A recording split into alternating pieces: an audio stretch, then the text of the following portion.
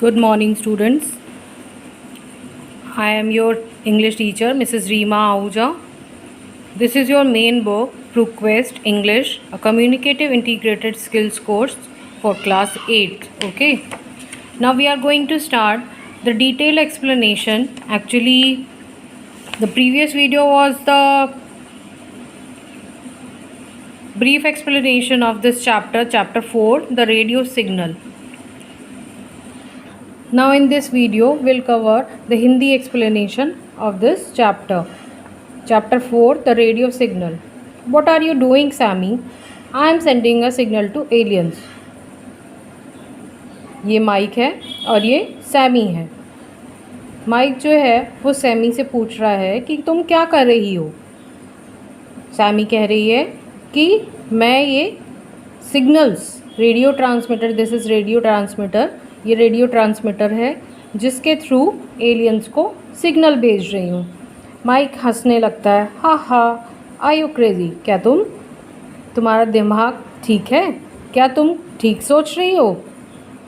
Sami कहती है कि नहीं Mike, someone might be listening, ज़रूर कोई ना कोई सुन रहा होगा. John Grey help his dad like this. वो कह रही है कि जॉन ग्रे के डैड की हेल्प जॉन ग्रे ने, मतलब अपने ही डैड की हेल्प जॉन ग्रे ने इसी तरीके से की थी. Let's read the story together. अब हम दोनों मिलकर इस स्टोरी को पढ़ते हैं. Okay students, this will be the half portion, part 1 of this chapter, and it will be in 2 parts. First part is this and second part will be given to you later on. Now some characters are there. John Gray, Connor Gray, John's father. John is the son of Connor Gray and Molly Gray. John's mother name is Molly Gray. Derek Roy is a friend of Molly Gray. William Brown was also a character in this chapter. Austin Ford was the Deputy General of Crime Branch. Now this chapter is about to begin. John pushed the door open. It creaked loudly, the rusty hinge groaning as the door swung backwards. John hadn't visited his parents' house since his dad had died.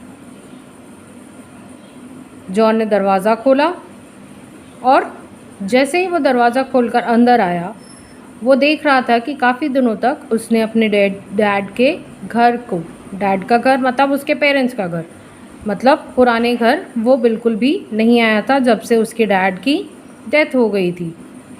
From that time onwards the house had been boarded up and closed. तब से घर जो था बिल्कुल बंद कर दिया गया था और वो लोग कहीं और रह रहे थे. He felt a pang in his stomach as childhood memories came flooding back.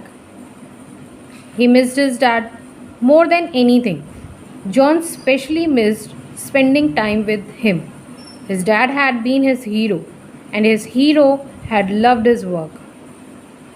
अब यहाँ पर जो राइटर हैं वो ये कह रहे हैं कि जॉन ने दरवाज़ा खोलकर जब वो अंदर आया अपने पेरेंट्स के घर में, और वो कहीं और रहता था, वो अपने पेरेंटल हाउस में, पेरेंटल हाउस मतलब उसके फादर के घर पे नहीं रहता था क्योंकि उसके फादर की डेथ हो गई थी. And that is the reason कि वो अपने फादर को बहुत ज़्यादा प्यार करता था. वो उसके हीरो थे एक तरीके से, मतलब वो उसके सोर्स ऑफ इंस्पिरेशन थे, हम कह सकते हैं उस चीज़ को.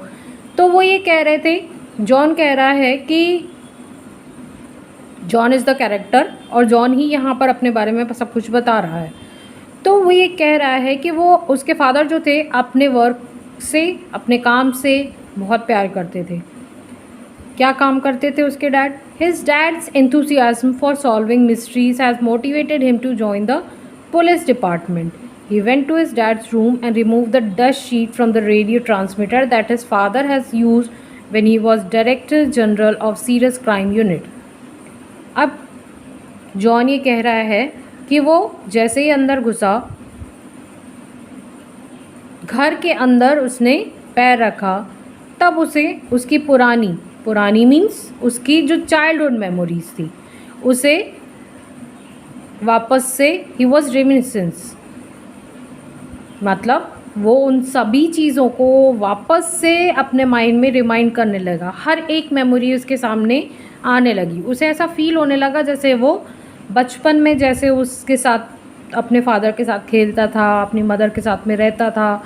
सभी कुछ चीज़ें वो जो अपने चाइल्डहुड में किया करता था वो सारी चीज़ें उसे वापस से रिमाइंड होने लगी, याद आने लगी। और सबसे ज़्यादा उसके डैड की याद आ रही थी उसे। डैड के कमरे में गया, डस्ट शीट्स मतलब जो कपड़ा रेडियो ट्रांसमीटर पर डला हुआ था उसे उसने हटाया, क्योंकि उस समय उसके फादर जो थे वो director general of serious crime unit थे। He was in police and director general of serious crime unit थे वो। तो उन्हें इस रेडियो ट्रांसमीटर की बहुत ज़रूरत पड़ती थी। और वो उनको देखकर किस तरीके से वो मिस्ट्रीज़ जो भी केसेस आते थे उनके पास में, उन सबको कैसे सॉल्व करते थे, वो सभी चीज़ें देखकर जॉन उनसे बहुत ज़्यादा इंस्पायर होता था। स्टार्टल्ड ही लुक्ड अराउंड, तभी उसने देखा कि देयर वाज नोबडी देयर, कोई भी नहीं था वहाँ पर। बट तब भी आवाज़ आ रही थी। किस चीज़ की आवाज़ आ रही थी? जॉन ग्रे अपने आप से कहता है I am hallucinating. Hallucinating means I am imagining something, मतलब मैं कुछ सोच रहा हूँ और मुझे भ्रम है किसी चीज़ का। I can hear dad's voice in this room, मुझे ऐसा लगता है कि मुझे मेरे फादर की आवाज़ इस रूम में सुनाई दे रही है। नाउ अब एक्चुअली तो कोई सुन नहीं सकता क्योंकि his father was dead, but still he was hearing that voice, वो उसको सुन पा रहा था बिकॉज उसे ऐसा लग रहा था कि शायद वो अपने आप से ही बात कर रहा है। Voice at the other end of the radio transmitter, is anyone there? The green buzzer is flashing over.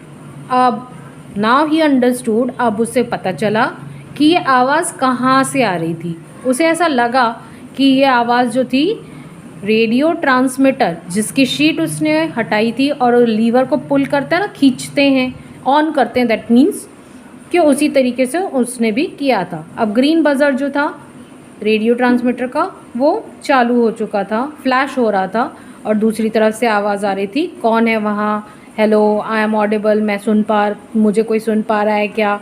इस तरीके से बातें होना स्टार्ट हुई। अब जॉन ग्रे बहुत शॉक्ड हो गया कि ये रेडियो ट्रांसमीटर अभी तक भी चल रहा है। Voice at the other end radio transmitter की दूसरी तरफ से आवाज़ आई कि hello this is Colonel Grey here, I know with whom I am speaking, may I know with whom I am speaking over. अब दूसरी तरफ से आवाज़ आई कि मैं कॉर्नर ग्रे हूँ, मेरी बात किससे हो रही है? जॉन ग्रे कंफ्यूज हो गया पूरी तरीके से और कहने लगा what, who, could you repeat that? उसे अपने कानों पे विश्वास ही नहीं हो रहा था कि वो क्या सुन रहा है। वो अपने फादर का नाम वापस से सुन रहा था। Now this is the mystery here, now your mystery begins and the mystery will be solved in the next video. Till then, stay tuned. Next video will be uploaded afterwards. Thank you.